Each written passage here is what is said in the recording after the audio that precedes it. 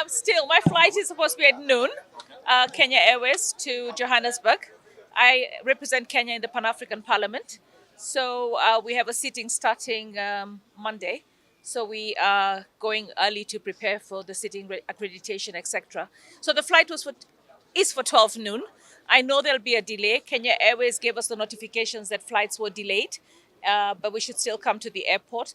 I hope that we will be able to resolve the issues. I think this was a strike notice that was given, and I feel sometimes that as government, we need to be able to sit and discuss.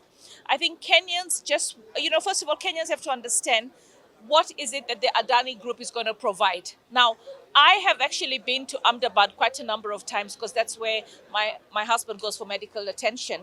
And in Ahmedabad, the Ahmedabad airport has been done by the Adani Group. And the first time I went to Ahmedabad 4 years ago, it was a very mediocre airport. Today, it's one five-star airport. All right. I've been to estates within Ahmedabad built by the Adani Group. I think one of the biggest challenges that we have in this country and everywhere in the world is that when you have a tender of any sort or a partnership of any sort, and I've been a victim of that with my Adopt a Light project, or when you have an idea and you come in to try and get that contract, there are going to be many other people that want that contract. So I think what's important is that the government should come clear. And I mean, that's the reason why you have a government spokesman.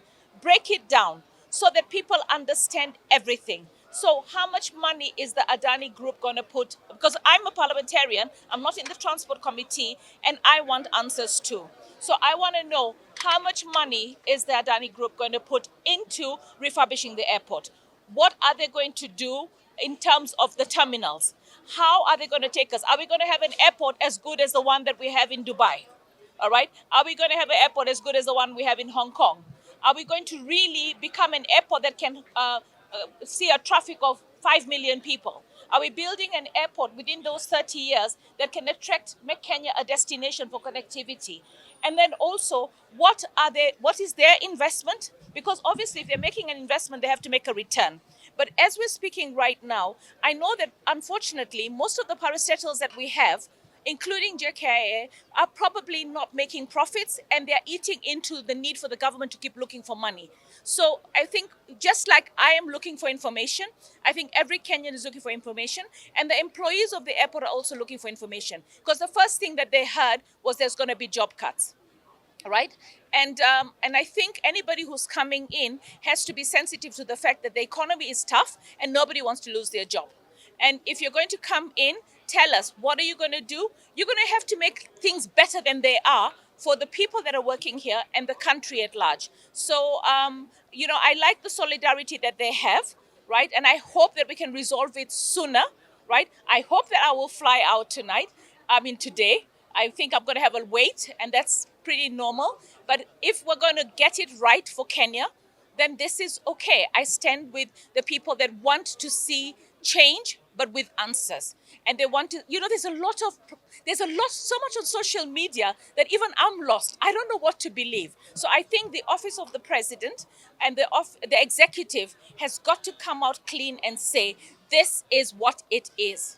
And then we start interrogating that and we say, can we make a better negotiation? The thing is, there's always this talk that, they're making I've seen it, that it's the president's going to own a big share of it. He's going to make money of it. Some of these propaganda deals are just too much. I think I've sat with the president, and I believe he has enough money. He doesn't need to make more money. All right. I think what he wants is good for this country, but it's not been spelt out correctly for Kenyans to feel comfortable. But then Kenyans also, even where the shoe doesn't pinch, are screaming. We seem to want to make noise about everything. But in this particular case, I, as a legislator, I don't feel well informed. All right. And I want to be informed by the state. I want to be informed by the ministry. I want to be informed not just by social media, and spell it out, not in a 10,000-page document.